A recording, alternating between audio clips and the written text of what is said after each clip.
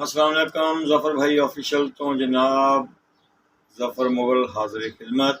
और अज दे दो सीनां दी स्टोरी की लैके आया तुहाडे वास्ते। ये जनाब इंटरस्टिंग जिहड़ा सी ना एक क्लिप होएगा और ख़ास कर जिहड़ा ना मैं तुहानूं ये दसना चाह रहा कि इस क्लिप जिहड़े दो क्लिप अज मैं चॉइस कीते हैं ना यार, एक क्लिप तो जिहड़ा ना वो तो मैं समझ लो कि मेरी ज़ाती पसंद आ और ये मैं अपनी पसंद वास्ते चॉइस किया। और हो सकता कि मैं इस फिल्म का बार बार जो ना कोई क्लिप की कहानी कोई सिलसिला तुहानूं दसदा रहां। यार ये मेरी पसंद सी, इनू देखो, दसना क्या मेरी पसंद ठीक है। बाकी जो ना रूटीन वाइज आ वो तो खैर कोई मसला नहीं। अच्छा जी, इस तो पहले मेरा चैनल सबसक्राइब नहीं किया, सबसक्राइब कर लो, लाइक कर लो, शेयर कर लो, फिर आप अपना क्लिप वाला सिलसिला शुरू करिए। हाँ जी जनाब, यार ये राही साहब ने ना माना जिंदगी का मुनफरिद रोल कर दिता। जिमें मैं पिछले क्लिप च अक्सर किया ना जी, राही ने जरा काम किया कोई दूसरा कर नहीं सकता। लेकिन मैं ये भी कहना जो राही ने है सीन अदा करता ना इस फिल्म जरा कम करके बस वो कोई मिसाल ही नहीं मिलती। और सब तो पहले तो जनाब गल ये हैगी आ कि तुसी ना इस सीन देख लवो, फिर थोड़ी जी गल कर लवांगे।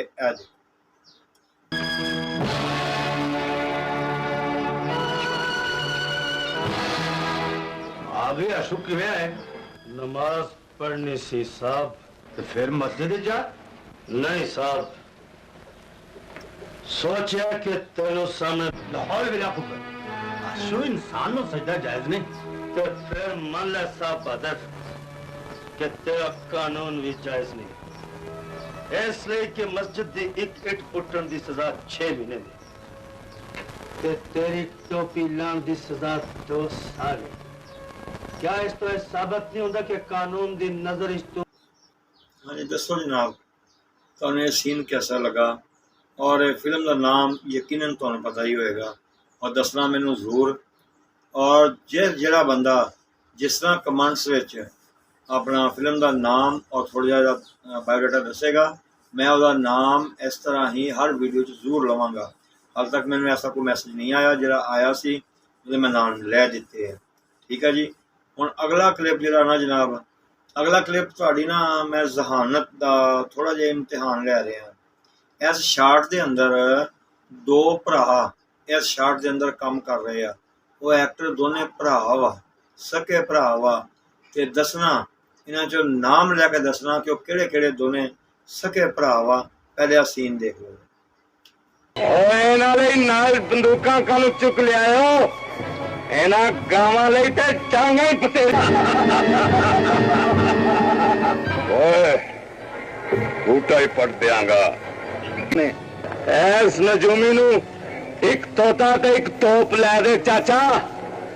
चौधरी सुल्तान दे पुत्र हुण सिर्फ मजमे ही लाणगे। सुलहनामे दियां शर्तां कुछ ने, तेरे पुत्रा दी जबान कुछ है। हुण तू दस दुश्मना तेरी सुलह की है? और साडी सुलह तेनू ट्यूबवेल दी कड़ी कड़ी कड़ी दस रही है दुश्मना, समझदा क्यों नहीं? हाँ जी जनाब, पहले दसो सीन कैसा लगा। फिर इन्हां चों किहड़े दो एक्टर जिहड़े सी ना वो भरा सके भरा सी।